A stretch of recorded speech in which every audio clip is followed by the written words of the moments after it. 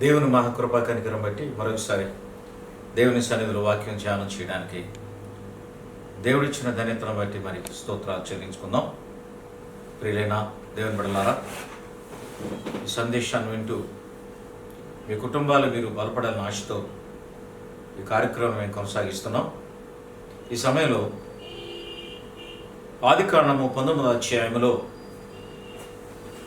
సొదొమ గొమొర్రా యొక్క మొర అనే విషయాన్ని మనం జ్ఞాపకం చేసుకుంటున్నాం. ఈ సొదొమ గొమొర్రాల మొర అంటే సొదొమ పట్టణాలు 5 ఉన్నాయి అక్కడ. ఈ 5 కూడా ఆదికాండం 18:20లో చెప్తున్నాడు, మరియు యెహోవా సొదొమ గొమొర్రాలను గూర్చిన మొర గొప్పది కనుక వాటి పాపము బహు భారమైనది. నేను దిగిపోయి నా ఎదుకు వచ్చిన మొర చొప్పుననే వారు సంపూర్ణముగా చేసిద్దరో లేదో నేను తెలుసుకుందని అనుకుని చూచుదురని చేయని ఎడల నేను తెలుసుకుందని అనుకునేను. ప్రియమైన వాళ్ళారా, ఈ సందేశాన్ని మరొకసారి మనం జ్ఞాపకం చేసుకుంటున్నాం. ఈరోజు చాలా ప్రాముఖ్యమైన అంశం ఇది. సొదొమ గొమొర్రాలు 5 పట్టణాలని మీకు చెప్పాను నేను. ఆదికాండము 14వ అధ్యాయము 1-2 వచనాల్లో ఉంది. 5 పట్టణాల పేర్లు: 1 సొదొమ, 2 గొమొర్రా, 3 అద్మారాజు, 4 షెబేల్ రాజు, 5 సోయరు. ఈ 5 పట్టణాలు కలిపి సొదొమ గొమొర్రాలు అని అంటారు. ఈ 5 పట్టణాల యొక్క నాశనాన్ని, దేవుని యొక్క ఉగ్రతను బట్టి సొదొమ గొమొర్రాల యొక్క మొర అనే విషయాన్ని, ఆ పట్టణం యొక్క నాశనం విషయాన్ని చరిత్ర మనం జ్ఞాపకం చేసుకుంటున్నాం ప్రియులరా. అయితే ఈ చరిత్రలో ప్రాముఖ్యమైన అంశం ఏంటంటే, ఈ 5 పట్టణాల విషయంలో దేవుడు తీసుకున్న గొప్ప నిర్ణయం. దుర్మార్గతకి ఆనవాలుగా, నీచత్వానికి, భ్రష్టత్వానికి, దేవునికి భయపడగా నరులు వారి ఇష్టానుసారంగా జీవిస్తున్న కాలక్రమంలో లోతు అక్కడ ఉంటున్నాడు, కానీ తన కుటుంబం, తన భార్య సమేతంగా అక్కడ జీవిస్తున్నాడు, కానీ వారితో సహవాసం చేస్తున్నాడు, కానీ మరి దేవుని చిత్తాన్ని అమలు చేసే వ్యక్తిగా అక్కడ లేడు ప్రియులారా. అంటే దేవుని సన్నిధిలో భయపడే వ్యక్తిగా, దేవుని కొరకు జీవించే వ్యక్తిగా, దేవుని సన్నిధిలో కార్యక్రమాలు చేసే బిడ్డగా అతడు మరి ముందుకు సాగలేదు. కారణం ఏంటంటే, ఆ పట్టణాల స్థితిని, వాళ్ళు చేసే యొక్క ఆ భ్రష్టత్వానికి, వాళ్ళ దుర్మార్గతానికి భయపడే అతడు ఒకవేళ ఆ విషయంలో వెనకబడి ఉంటాడేమో నేను అనుకుంటున్నాను ప్రియులారా. కానీ ఏదేమైనా దేవుడిచ్చిన సంపదని, దేవుడిచ్చిన సమస్తాన్ని అతను అనుభవిస్తూ కూడా, అంతేకాకుండా ప్రత్యేకించి తను కోరుకుని ఆ పట్టణాలకు వెళ్ళి అక్కడ నివాసం చేస్తున్నప్పుడు కూడా మరి దేవుని అతడు తన కుటుంబ సమేతంగా ఆరాధించేవాడుగా కనిపించలేదు అక్కడ. దీని ఉదాహరణగా మనం జ్ఞాపకం చేసుకుంటున్న చరిత్రనే ప్రియులారా. ఇదే సొదొమ గొమొర్రా లెక్క 5 పట్టణాలని కూడా మరి శత్రు రాజులు వచ్చి నాశనం చేసి తీసుకెళ్ళిపోయినప్పుడు వారితో పాటు లోతు భార్య పిల్లలను కూడా ఆస్తిని కూడా పట్టుకెళ్ళిపోయారు. ఈ వార్త తన బంధువైన అబ్రాహాముకు తెలిసింది. తన వాళ్ళను వెంటబెట్టుకుని వెంటనే తక్షణమే బయలుదేరి వచ్చి ఎక్కడికైతే వాళ్ళు పట్టుకుని వెళ్ళారు, ఏ ప్రదేశానికి అయితే వెళ్ళారు, వాళ్ళ దగ్గరికి వెళ్ళి వాళ్ళని పట్టుకుని వాళ్ళ చెండాడి జయించి వాళ్ళని తీసుకెళ్ళిన దానికంటే ఎక్కువగా ఆస్తిని, ఐశ్వర్యాన్ని తీసుకుని వచ్చాడు ప్రియులారా. తీసుకుని వచ్చి ఆ సొదొమ గొమొర్రా రాజుల దగ్గర తీసుకుని మొదలు అంటే వారి ముందు పెట్టాడు. అక్కడ పెట్టినప్పుడు వాళ్ళు అన్నారు, ఇందులో సగభాగం తీసుకుంటావా, లేకపోతే మా రాజ్యంలో సగభాగం కావాలని అడిగినప్పుడు అబ్రాహాము, మీ ఆస్తిలో నులిపోవు, కానీ తెచ్చిన దాంట్లో నాకు నులిపోకుండా హక్కలేదని చెప్పాడు ప్రియులారా. అప్పుడు తిరిగి అతను ఇచ్చేసినప్పుడు దేవుడు అతన్ని గొప్పగా ఆశీర్వదించాడు. సాక్షిగా అబ్రాహాము నిలబడ్డాడు ప్రియులారా. ధైర్యముతోనూ, శక్తితోనూ, సమాధానముతోనూ, నీతితోనూ దేవుడు వెదకిన వాడుకున్నాడు ప్రియులారా. కానీ తనతో ప్రయాణం చేసిన లోతు మాత్రం అటువంటి ప్రయాణంలో లేడు ప్రియులారా. ఈ సొదొమ యొక్క గొమొర్రాలు ఎక్కడున్నాయంటే సిద్దీము లోయలో ఉన్నాయి ప్రియులారా. ఇది మృత సముద్రం దగ్గరగా ఉంది కనుక ఈ మృత సముద్రంలో కప్పబడేది కొంత భాగం. అయితే ఇది ఎడారిగా కొంత భాగం ఉంది. అగ్ని గంధకముల వల్ల, ఉప్పు గంధకాలతో కలియక భస్మ పడలం అయిపోయింది ఈ ప్రదేశం. నేటికి ఇది అదే స్థితిలో ఉంది పిల్లారా. ఆ ప్రదేశం ఎలాగుందంటే ఒక్క మొక్క కూడా మొలదు. అగ్ని గంధకాలు, ఉప్పు లవణాలు అన్నీ కూడా అక్కడే ఉన్నాయి, పేరుకుపోయి ఉన్నాయి. కాల్షియము, కార్బోనేట్స్తో, ఉప్పుతో అక్కడ నిండిపోయింది పిల్లరా. ఈ ఎర్ర సముద్రం మధ్యలో సుందరమైన వృక్ష సముదాయం కూడా ఉంది. ఇది 1989లో సైంటిస్టులు రీసెర్చ్ చేసి ఈ విషయాలన్నీ కూడా బయటకు తీసుకుని వచ్చారు ప్రియులారా. ఆదికాండం 11:11 చెప్తున్నాడు, అబ్రాహాము వెండి బంగారం మీద బహు ధనవంతుడయ్యాడు. అబ్రాహాముతో లోతు కూడా అదే పరిస్థితిలోకి వచ్చాడు. గొర్రెలు, గొడ్లు, పశువులు, మందలు ఉన్నాయి. అయితే అబ్రాహామును ఆశీర్వదించి శత్రురాజును భయపెట్టి ఆ రాజు నుంచి అబ్రాహాము కావాల్సినవి కూడా ఇచ్చాడు. కానీ అబ్రాహాము దానిలో సగాన్ని కూడా లోతు తనతో ఉన్నాడు కాబట్టి తనకు అప్పగించాడు. అయితే వీరిద్దరిని వేరు చేయడంలో దేవుడు ఒక క్రమాన్ని ఆలోచన చేశాడు. దేవుని యొక్క ఉద్దేశము సంకల్పం మానవుడు ఊహించలేడు, అబ్రాహాము కూడా తెలియదు. అబ్రాహాము చెప్తే దాన్ని కాదంటాడే మనుష్యాన్ని అనుకుని ఆయన ఏం చేశాడంటే వారందరికీ విపరీతమైన ఆస్తి సంపదను పెంచాడు, పశు సంపదని. ఈ పశు సంపదను పెంచిన తర్వాత వారు నివాసం చేయడానికి ఆ ప్రదేశము చాలకున్నంతగా చేశాడు. ఏదైనా ఒకరి మంద మాత్రం నివసించడం సరిపోతుంది తప్ప ఇతర మందరు కూడా అక్కడ నిలబడడానికి, స్టే చేయడానికి కానీ, నీళ్లు తాగడానికి కానీ, అక్కడ బస్ చేయడానికి కూడా అవకాశం లేకుండా అయిపోయింది. అంటే మందలంత ఎక్కువగా ఆశీర్వదం పెంచాడు దేవుడు. కారణం ఏంటంటే అబ్రాహాము నుంచి లోతును అక్కడి నుంచి తప్పించడానికి దేవుని ప్రణాళిక. ఒక దినాన్ని ఆస్తి పెరిగి గొప్పవాళ్ళుగా ఉంటున్న క్రమంలోనే వారిద్దరు కలిసి ఉంటుండగా వీరిద్దరు మందలు కూడా పనివాళ్ళు మేపుతున్నప్పుడు అబ్రాహాము పనివాడు ఉన్నారు, లోతు పనివాడు ఉన్నారు. వాళ్ళిద్దరూ కూడా మధ్యాహ్న సమయంలో 2 గంటల సమయంలో మందలకు నీళ్లు పెట్టేసి క్రమం వచ్చినప్పుడు మరి మందలు ఆ నీళ్లు తోలుకుని వచ్చి వారందరూ కూడా లోతు పనివాడు, అబ్రాహాము పనివాళ్ళు కూడా వచ్చిన నేను ముందు నా వాళ్ళు ముందు అని చెప్పి వాళ్ళు ఘర్షణ పడి కొట్టుకుని చాలా అడావుడు చేసి ఆ విషయాన్ని తగుగా చేసి అక్కడ అబ్రాహాము దృష్టికి తీసుకుని వెళ్ళారు ప్రియులరా. అప్పుడు అబ్రాహాము విషయం తెలిసిన తర్వాత ఏం చేశాడంటే లోతుని పిలిచి అన్నాడు, నీవు నేను ఆకాశమందు సృష్టికర్త అయిన దేవుని సన్నిధిలో మనం బ్రతుకున్నాం, ఆయన సన్నిధిలో మనం దీవించబడ్డాం, బ్రతుకున్నాం. కాబట్టి మానవులు అనిలతో మన సహవాసం కానీ వారి మధ్య తగు చేసుకోవడం వీల్లేదు. మన మంద ముందు వచ్చిన ఈ సమస్య నీ మందకే నా మందికే పనివాళ్ళకి వచ్చింది కాబట్టి ఇది మనమే సాల్వ్ చేసుకుందాం అని చెప్పి అబ్రాహాము కూర్చుని అతడు మాట్లాడాడు. లోతు, ఇదిగో చూడు, ఈ మందలు ఉండడానికి స్థలం చాలలేదు కాబట్టి నీ మందలైనా ఉండాలి, నా మందలైనా ఉండాలి. ఒకవేళ నీవు కావాలనుకుంటే ఇక్కడ ఉండిపో, నేను వేరే చోటుకి వెళ్ళిపోతా. ఒకవేళ నువ్వు వెళ్ళిపోతానంటే నేను ఇక్కడ ఉండిపోతా. ఆకాశమందును సృష్టికి సమత్వం కలిగించిన దేవుని సన్నిధిలో భయభక్తుల వాళ్ళకి మనం ఉన్నాం. ఆయన మన మధ్య ఉన్నాడు కాబట్టి మన సమస్యను ఆయన చూస్తున్నాడు కాబట్టి న్యాయబద్ధంగా నేను చెప్తున్నాను. నీకనే పెద్దవాడిని కాబట్టి నేనే చెప్తున్నాను. కాబట్టి ఏది కావాలో నువ్వు కోరుకో. నువ్వు వెళ్ళిపోతానంటే నేను ఎక్కడ ఉంటా, లేదు నీవు ఇక్కడ ఉంటానంటే నేను వెళ్ళిపోతా. అది ఏదో ముందుగా నువ్వు కోరుకో, నువ్వు చిన్నవాడు కాబట్టి అని అడిగినప్పుడు లోతు కొల్లెత్తి యొర్దాను ప్రాంతం అంతటి చూచాను, అది దేవుని తోడ ఎదురు వెళ్ళి కనిపించుతాను. ప్రియులరా, సొదొమ గొర్రె మెలగుంది. ఆ పట్టణాల పరిస్థితి చాలా వైభవం ఉంది. పచ్చని తోరణాలతోనూ సస్యశ్యామలంగా అద్భుతంగా చక్కని పొలాలు, పళ్ళు, కాయలు, చెట్లు, చక్కని వరాలు అన్నీ కూడా అద్భుతంగా ఉంది. ప్రియులరా, ఈ విషయాన్ని లోతు చూశాడు. లోతు కన్నులెత్తి చూడగానే అదంతా రమ్యంగా కనపడింది, అందంగా కనపడింది. కాబట్టి నేనే ఇక్కడ ఉంటాను, నీ వెళ్ళిపోమని చెప్పన్నప్పుడు అబ్రాహాము మారుమాట మాట్లాడకుండా తన మందలను తన పరివాళ్ళు తీసుకుని అతడు వేరే చోటుకి వెళ్ళిపోయాడు. ఎక్కడికి వెళ్ళాడు? మొదట ఎక్కడైతే ప్రయాణం చేశాడు, ఎక్కడ దిగాడు అక్కడికి వెళ్ళిపోయాడు. ప్రియులారా, అంటే సింధూరు వనం దగ్గరికి వెళ్ళిపోయాడు, మోరే దగ్గర. అక్కడ అబ్రాహాము నివాసం చేస్తున్నాడు. ఇంచుమించుగా అబ్రాహాము నివాసం చేసే స్థలానికి లోతు నివాసం చేసే స్థలానికి ఇంచుమించుగా 26 కిలోమీటర్లు ఉంటుంది. ప్రియులారా, 26 కిలోమీటర్లు ఉంటుంది డిస్టెన్స్. ఈ డిస్టెన్స్లోని వాళ్ళ జీవనం సాగిస్తున్నారు. వాళ్ళందరూ కూడా ప్రయాణం చేస్తున్నాయి. అయితే అబ్రాహాము ఇలా ఉండగా అబ్రాహాము దక్షిణ దేశం వెళ్ళాడు, లోతు మాత్రం ఇక్కడ ఉండిపడి. ప్రియులారా, ఉన్న తర్వాత లోతు జీవితం ఎట్లా ఉందంటే, నా ప్రాణమా తినుము త్రాగుము సుఖించుము, తన భార్య తన కుటుంబము తన పిల్లలతో ఉంటున్నాడు తప్ప ఆ ఊరు వారితో మామూలుగా ఉంటున్నారు. కానీ ఏ రోజు కూడా దేవుని గురించి అక్కడ సువార్త ప్రకటించలేదు. దేవుని బిడ్డనే మాట మాత్రం కనబడుతుంది తప్ప మాదిరి జీవితం అక్కడ లేని వాడుకున్నాడు. తన భార్య ఆ ఊరి వారితో సంబంధాలు ఉన్నాయి, తన కుమార్తెలు తను కూడా అట్లాగే ఉంటున్నారు. చూడండి ప్రియులారా, దేవునితో సంబంధం నడుకుంటున్నాడు కానీ కుటుంబ సమేతంగా దేవునికి భయపడి ఆ ఊరితో వాళ్ళకి సువార్తలు అందించి వాళ్ళకి జీవము గల దేవుని సన్నిధిలో బ్రతుకున్న నేను దేవుని బిడ్డని అనే విషయాన్ని చాటి చెప్పలేకపోయాడు. కారణం ఏంటంటే వాళ్ళు రాక్షసులు, దుర్మార్గులు అనే భయం వాడు కొనిపోయింది. ఆదికాండము 13:10-11 చెప్తున్న లోతు కొన్లెత్తి యొర్దాను ప్రాంతం చూచి అట్లా కోరుకున్నాడు.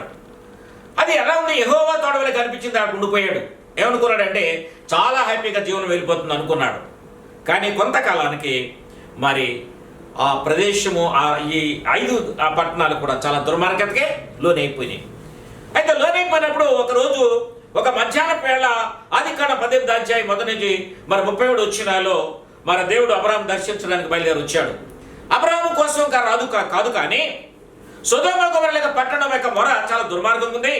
దాని యొక్క మొర ఎలా వచ్చిందంటే భూమి నుంచి పొగ ఆవిరి వలె పైకి వచ్చిందంట. అంటే ఒక ఇటుకకు మరి అంటించినప్పుడు పొగ ఆవిరి వలె ఎలాగైతే పైకి వెళ్ళిపోతుందో అలాగే దేవుని సన్నిధికి మొర పట్టణం యొక్క మొర వెళ్ళిపోయిందంట. అంటే వీళ్ళు చేసే పాపాలు, దుర్మార్గాలు, అరాచకాలన్నీ కూడా ఆ ప్రదేశాలన్నీ కూడా దేవునికి మొరపెట్టినాయంట. అప్పుడు ఆయన అది బయలుదేరి చూడడానికి వచ్చాడు. చూడడానికి వచ్చినప్పుడు అబ్రహాము మమ్రే దగ్గర సింధూర వనంలో ఉన్నాడు. అక్కడ ఉన్నప్పుడు మరి అబ్రహాము వారి దగ్గరికి రాగానే తండ్రి, కుమార, పరిశుద్ధాత్మ ముగ్గురు అక్కడికి వచ్చారు. దేవుడు దూతలతో వచ్చినప్పుడు వారి ముగ్గురిని కనిపెట్టి పరుగున వెళ్ళి సాగిలిపడి నమస్కారం పెట్టి సాష్టాంగపడి, తండ్రి నా దగ్గరికి వచ్చారా? అయ్యా, నీ దాసుని దగ్గర మీరు కనికరించి వచ్చారు కాబట్టి నేను ఇచ్చే దాహాన్ని మీరు తీసుకోండి, ఇదిగో రెస్ట్ తీసుకోండి అని చెప్పి ఆ సింధూర వనం దగ్గర ఆ చెట్టు దగ్గర ఒక మంచం వేసి ఆ మంచం మీద ఒక దుప్పడేసి మరి దేవుని యొక్క దూతలను కూడా అక్కడ అలసట తీసుకోమని చెప్పినప్పుడు అబ్రహాము లోపలికి వెళ్ళి తన భార్య శారాకి చెప్పి మరి రొట్టెలు తయారు చేయమని చెప్పి మెత్తని పిండిని పిసికి రొట్టెలు తయారు చేయమని చెప్పి ఒక తన మందలోనికి ఒక మంచి ఒక లేగదూడను తీసి దాన్ని చక్కగా మాంసంగా తయారు చేయమని చెప్పి తను వాళ్ళకి అప్పగించి అప్పుడు వారితో మాట్లాడుతున్నాడు. అంతేకాకుండా వెన్నను పాలను కూడా తను సిద్ధం చేశాడు. పిల్లరా, అయితే అయ్యా, నీ దాసుని మనం ఆలకించిన ఆయన నేనిచ్చే దాహాన్ని మీరు తీసుకోండి. అయ్యా, ఈ మధ్యాహ్న సమయంలో నాయ కాసేపు రెస్ట్ తీసుకోండి, నేను ఇచ్చేటండి నాయన, మరి విందుని మీరు ఆరగించండి అయ్యా అని చెప్పి అతను సాగిలపడి మనస్ఫూర్తిగా అడిగినప్పుడు దేవుడు అతను మొర ఆలకించి అలాగే చేశాడు. ప్రియులారా, అయితే వారు విందు ఆరగించిన తర్వాత అప్పుడు దేవుడు చెప్తున్నాడు, అబ్రహామా, నీ భార్యని శారా ఎక్కడని అడిగినప్పుడు ఆమె ఎక్కడుంది? గుడారంలో లోపల వంట చేస్తుంది. ప్రియులారా, పిండితో రొట్టెలు తయారు చేస్తుంది. అప్పుడు దేవుడు చెప్పాడు, మీ దగ్గరికి మరొక కాలం మరి నెక్స్ట్ ఇయర్ వచ్చే సమయానికి శారా గర్భం ధరించి కుమారుని ఉంటుంది అని చెప్పి దేవుడు చెప్పాడు. ఆ మాట విన్న తర్వాత శారా అక్కడ నవ్వుతుంది. గుడారం దగ్గరే ఉంది, ఇక్కడే కూర్చొని మాట్లాడుకున్నారు, దగ్గరగా నీరస్గా ఉన్నారు కాబట్టి మాటల మీద నవ్వుతుంది. అప్పుడు దేవుడు చెప్తున్నాడు, శారా ఎందుకు నవ్వింది? స్త్రీ ధర్మము నాకు ఉడిగిపోయింది, నా శరీరం అంతా కూడా ఎట్లా ఉందండి, నేను ముసలిదాన్ని అయిపోయి వేలాడబడిపోతుంది కదా, నాకు సంతానము కలుగునా అని ఆలోచన చేస్తుంది. అయితే పిల్లరా, ఈ మాట దేవుడు విన్నాడు. అబ్రహామా, శారా నవ్వనేలా, దేవునికి సాధ్యమే కానిది ఏమైనా ఉన్నదా? సమస్తము సాధ్యమే కదా. మళ్ళా నేను చెప్తున్నాను, నేను మరుసటి ఏడు మేము వచ్చే సమయానికి శారా కౌగుట్లో కుమారుడు ఉంటాడని విషయాన్ని మరొకసారి తెలియజేసినప్పుడు ఆ మాట అబ్రహాము విన్నాడు. నమ్మడి పిల్లరా, అదే మాదిరిగా మరి మరుసటి ఏట అబ్రహాము 100 సంవత్సరాలు వచ్చినాయి. శారాకు 99 సంవత్సరాల వయసు వచ్చే సమయానికి ఆమె కుమారుడికి అంది. ఆ కుమారుడికి ఇస్సాకు అని పేరు పెట్టింది. పిల్లరా, అయితే ఈ మాట చెబుతూ ఆయన మరి దేవుడు ముగ్గురును బయలుదేరినప్పుడు 2 దూతలు మాత్రం సొదొమ వైపు బయలుదేరారు. అయితే దేవుడు అక్కడ నిలబడి అబ్రహాముతో మాట్లాడుతున్నాడు. ఈ విషయాన్ని నేను అబ్రహాముకు దాచేదనా? ఎందుకంటే అబ్రహాం మీద ఒక కాన్సెప్ట్ పెట్టుకున్నాడు ఆయన. నేను చేయబో కార్యాన్ని అబ్రహాముకు నేను దాచకూడదే, నిశ్చయముగా అతను బలముగల జన్మ అవుతాడు, రాబోయే కాలంలో జనాలు వస్తారు, అతని మూలముగా భూమిని ఆశీర్వదించాడు, అతను ఎవరినైతే ఆశీర్వదిస్తాడో వాళ్ళు ఆశీర్వదించబడతారు కాబట్టి అతను గొప్ప యోధుడిగా నేను చేశాను, అతని తరాల నుంచి అనేక మంది రప్పించాలని ఏర్పాటు చేసుకున్నాను కాబట్టి ఈ విషయాన్ని అతను తెలియపరచాలని దేవుడు అనుకున్నాడు. పిల్లరా, అనుకుని మరి 18-20 అధ్యాయంలో చెప్తున్నాడు ఈ మాట. సొదొమ గొమొర్రా మరి నాకు చాలా దుర్మార్గంగా నాకు వినపడింది, బహుభారంగా ఉంది, పాపం ఘోరంగా ఉంది అనే విషయం తెలిసింది కాబట్టి నేను దిగిపోయి ఇక్కడ నేను వచ్చాను, ఈ విషయం తెలియజేసి మరి నీకు ఒక మాట చెప్పానని చెప్పన్నప్పుడు అబ్రహాము అన్నాడు, అయ్యా, అంత దుర్మార్గంగా ఉందా? అక్కడ కనీసం 50 మంది నీతిమంతులు లేరా అని అడిగాడు. అప్పుడు దేవుడు చెప్తున్నాడు, 50 కాదు 45 మందిని చూపించమన్నాడు. అయ్యా, నీ దాసుని మరి ఆలకించిన ఆయన 45 ఒకాలు ఉంటే అని అడిగాడు. పోనీ 40 చూపించమని దేవుడు అడిగాడు. నీ దాసుని మరి ఆలకించిన ఆయన మన్నించిన ఆయన కనీసం 40 చూపించలేనాడు, కనీసం 30 చూపించని దేవుడు అడిగాడు. అయ్యా, కంగారు పడ్డాడు. అయ్యా, పోనీ కనీసం 20 మంది లేరా అని అడిగాడు. కనీసం 20 మందిని చూపించమని అడిగాడు.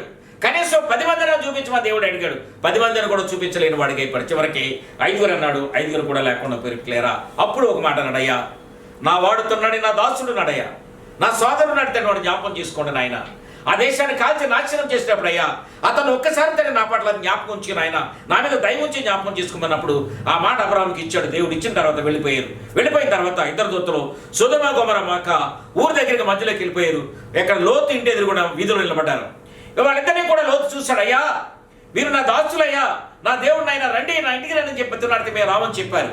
ఎక్కడే ఉంటాం, తెల్లవారులు ఎక్కడ ఉంటాం అని చెప్పారు. అయ్యా మీరు రావాలని చెప్పి చాలా ప్రతిఫలాడినప్పుడు వాళ్ళిద్దరు కూడా బయలుదేరి వెళ్ళారు. వెళ్ళిన తర్వాత ఆ రాత్రి అక్కడ ఉన్నారు. ఉన్న తర్వాత మరి పిండి రొట్టెలు తయారు చేశాడు, వాళ్ళకి ఆహారం పెట్టాడు. వాళ్ళు విశ్రాంతి తీసుకున్న సమయంలోనే ఆ ఊరు వాళ్ళందరూ కూడా దండెత్తి ఆ లోతు మీదకి వచ్చి చాలా గొడవ చేశారు. గొడవ చేసినప్పుడు ఎందుకంటే నీతో మాట్లాడే మనుషులు ఎవరో మేము చూసాం, వాళ్ళతో మేము మాట్లాడాలి, వాళ్ళని కలుసుకోవాలి, వాళ్ళు మాకు చాలా ముఖ్యమైన వ్యక్తులు, కాబట్టి నువ్వు పంపించమని చెప్పి దౌర్జన్యంగా రాత్రి వేళ సమయంలో గొడవ చేసి ఇంటి మీదకి వెళ్ళిపోయినప్పుడు దేవుని దూతలు ఏం చేశారంటే అప్పుడు ఆ లోతుతో చెప్పారు, అయ్యా నువ్వు నువ్వు గ్రామంలోకి వెళ్ళిపోయి నీ కుమార్తెలకు అల్లుళ్ళు ఎవరు వాళ్ళ బడుగును తీసుకురా, తక్షణమే గురించి బయలుదేరి వెళ్ళిపోవాలి, ఉదయాన్నే ఎర్లీ మార్నింగ్ వెళ్ళిపోవాలి, ఈ యొక్క పట్టణాన్ని కాల్ చేయబోతున్నాడు దేవుడు, నాశనం అయిపోతుందని చెప్పగానే అతను వెళ్ళి అడిగితే ఎవరు కూడా వినలేదు. అపహాస్యం చేసి వేళకోళం చేశారు అల్లుళ్ళు. తిరిగి వచ్చేసాడు. వచ్చిన తర్వాత రాత్రి ఒత్తిడి అయిపోయింది కాబట్టి తెల్లవారి సమయాన్ని ఏం చేశాడంటే దేవుని దూతలు మరి లోతుని త్వరపెట్టి అతను లోతు ఆలస్యం చేశాడు. ఆలస్యం చేయగానే అబ్రాహాముకి ఇచ్చిన మాటను జ్ఞాపకం చేసుకుని లోతు చేయబడుకుని అతను భార్య చేయబడుకుని పిల్లలు చేయబడుకుని పరుగున బయటకు లాక్కుని తీసుకెళ్ళిపోయి విడిచిపెట్టి మీరు పరుగున వెళ్ళిపోవడం చెప్పి వాళ్ళు చెప్పారు. ఈ లోపు రాత్రి సమయంలో వాళ్ళు ఇబ్బంది కలిగించాల ప్రయత్నం కలిగించినప్పుడు వాళ్ళ కళ్ళకి అంతా కూడా చీకటిలాగా చేసి ఒకరికొకరు కనపడకుండా చేసేసి వీళ్ళని అక్కడి నుంచి తప్పించారు. అప్పుడు మీరు వెనుదిరిగి చూడకుండా మీరు వెళ్ళిపోవడం చెప్పినప్పుడు వాళ్ళు వెనుదిరిగి చూడకుండా పరిగెడుతూ వెళుతుండగానే కొంత దూరం వెళ్ళిన తర్వాత మరి లోతు రిక్వెస్ట్ చేశాడు, అయ్యా అంత దూరమే వెళ్ళలేమయ్యా, ఒకవేళ ఇక్కడికి వచ్చి అగ్ని గంధగా కాల్చేస్తే దాని పవర్కి మేము నాశనం అయిపోతాము తండ్రి, అయ్యో అదుగోనైనా ఆ ఊరు కనపడుతుంది, ఆ కొండ దూరం వెళ్ళాలంటే వెళ్ళలేకపోతున్నాం, దగ్గరలో వచ్చిన గ్రామం ఉందనైనా ఆ గ్రామం దగ్గరికి వెళ్ళిపోతాము, అక్కడికి వెళ్ళే వరకు కూడా కురిపించొద్దని చెప్పినప్పుడు దానికి కూడా కన్సిడరేషన్ చేసి సోయారే గ్రామం దగ్గరికి వెళ్ళే వరకు కూడా మరి అగ్ని గంధకాలు కురలేదు. అక్కడికి వెళ్ళిన తర్వాత ఆకాశం నుంచి అగ్ని గంధాలు కురుస్తున్నాయి. ఈలోగా చూడండి నలుగురు ప్రయాణం చేస్తున్నారు. లోతు తన ఇద్దరు కుమార్తెలు అలాగని భార్య ప్రయాణం చేస్తున్నారు. కుమార్తెలు లోతు పరిగెడుతున్నారు, వెనకాల భార్య కూడా పరిగెడుతుంది. పరిగెడుతూ ఏం చేస్తుందంటే ఆ ఊరు దాటి కొందరు వెళ్ళిన తర్వాత వెనుదిరుగు చూసింది. పిల్లరా వెనుదిరుగు చూడొద్దని మరీ చెప్పాడు దేవుడు. అక్కడ వెనుదిరుగు చూసింది, ఉప్పు స్తంభంగా మారిపోయింది. పిల్లరా ఆలోచన చేద్దాం. మానవుని యొక్క జీవితంలో సకలీరు నుంచి పెంచి పోషిస్తున్న దేవుని సన్నిధిలో మనం జీవిస్తున్నప్పుడు ఆయన ఇచ్చిన ఆశీర్వాదాన్ని అనుభవిస్తూ ఆయనకు అనుకూలంగా మనం జీవించలేకపోతే దేవునికి సాక్షిగా ఎలా బ్రతకగలం ప్రియులరా? దేవుని ఉగ్రత మనం పాత్రలు అయిపోతాం ప్రియులరా. చూడండి లోతు అబ్రాహాము వంశం నుంచి వచ్చాడు, అతను వార్చడుకున్నాడు, అతను అన్న కుమారుడు. కానీ ఏమైందండి, లోకం వైపు చూశాడు, లోక సంఘర్షాలు చేశాడు, కానీ తన భార్య తన కుమార్తెలు కూడా చేశాడు తప్ప ఎలా ఉన్నాడంటే మాదిరి లేని జీవితంగా నాశనం అయిపోయింది పిల్లరా. ఇవాళ ఆలోచన చేసుకుంటే లోతు జీవితం ఎలా ముగిసిపోయిందంటే దుర్మార్గ జీవితంగా ముగిసిపోయింది. మంచి జీవితం ప్రారంభమైంది, కానీ అతని జీవితం ఎలా ముగిసిపోయిందంటే చూడండి మోయాబు సంతానానికి చూడండి అమోరీయుల సంతానానికి వారసుడిగా మారిపోయి ప్రియులరా లోతు కుమార్తెల యొక్క జీవితంలో. కారణం దేవుని సన్నిధిలో బ్రతకపోవటం, దేవునికి అనుకూలంగా జీవించకపోవటం, సాక్షిగా లేకపోవటం, ధైర్యం లేనివాడిగా, శక్తుల సామర్థ్యం లేనివాడిగా చూడండి లోకంలో బ్రతకడానికి అవకాశం ఇచ్చుకున్నాడు. కానీ దేవుని సన్నిధిలో భయభక్తులు వెలవుడుగా అతను ఎక్కడ కూడా ఆలోచించాలి ప్రియులరా. చివరికి తన కుటుంబం శపితమైన కుటుంబం మారిపోయింది. మోయాబీయులు దేవునికి విరోధంగా మారిపోయారు, అమోరీయులు దేవునికి విరోధంగా మారిపోయారు. చూడండి దేవుని జనాంగం నుంచి వారసులకు వచ్చిన కుటుంబం ఏమైపోయింది అంటే కనుకోలకు వచ్చిన లాస్ట్ సమయానికి వచ్చినప్పటికీ దేవునికి విరోధంగా మారిపోయి సృష్టికర్తను కూడా బాధ పెట్టే వారికి మారిపోయారు. ఇవాళ సమాజంలో మనం ఎలా ఉన్నాం? అనుకూలమైన జీవితంలో జీవిస్తే ఆశీర్వాదంగా మనం పొందుతాం, అనుకూలంగా లేకపోతే శాపాన్ని మనం పొంది బిడ్డలుగా ఉన్నాం. క్రైస్తవులుగా మనం ఉండాలి ప్రియులరా. క్రైస్తవులే కానీ అనే మాట మనకుంటాను వీలేదు, కానీ దేవునికి భయపడేవాడు ఉండాలి. విశ్వాసం వడనాడే బిడ్డలుగా చూడండి విననాడకుండా ఆయనకు భయభక్తుల బిడ్డలు నడిచినప్పుడు కష్టంలోను శ్రమలో ఇరుకుల ఇబ్బందులు కూడా ఆయన ఆదుకునేవాడు ప్రియులరా. ఆ జీవితంలో కొనసాగించినట్లయితే ఆ ఉపద్రవం నుంచి బయటపడేవాడు. దేవుడి మాటలు దీవించును గాక. ఆమేన్.